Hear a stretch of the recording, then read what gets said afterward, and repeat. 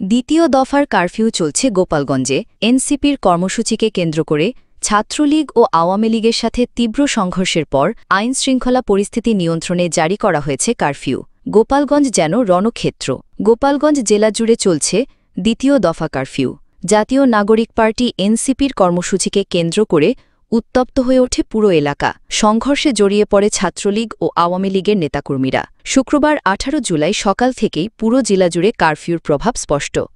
সড়কে শুধুমাত্র জরুরি প্রয়োজনে কিছু গাড়ি চলাচল করতে দেখা গেছে।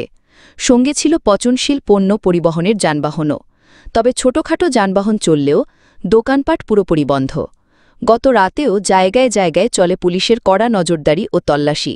তবে সকালে সেই তৎপরতা কিছুটা শিথিল দেখা গেছে। স্বরাষ্ট্র মন্ত্রণালয় জানায়, বৃহস্পতিবার সন্ধ্যা ৬টা থেকে শুক্রবার দুপুর ১১টা পর্যন্ত চলবে কারফিউ।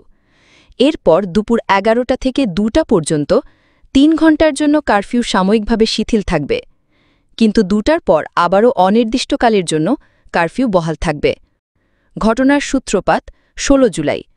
দেশ করতে জুলাই পদযাত্রা কর্মসূচির অংশ হিসেবে গোপালগঞ্জ যায় এনসিপি।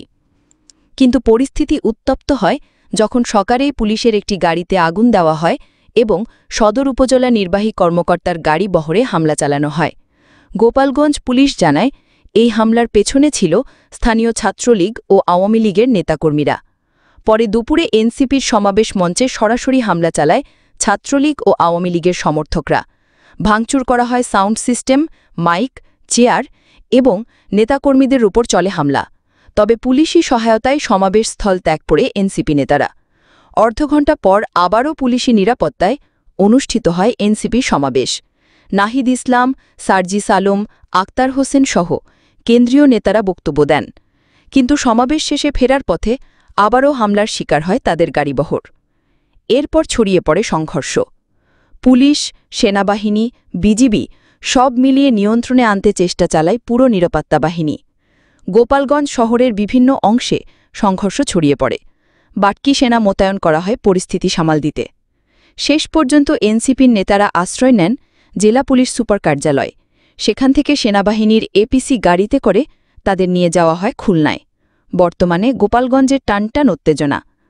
কারফিউ কখন পর্যন্ত চলবে তা নির্ভর করছে পরবর্তী পরিস্থিতির উপর। দেশবাসী অপেক্ষা করছে উত্তেজনার এই মেঘ কবে কাটবে।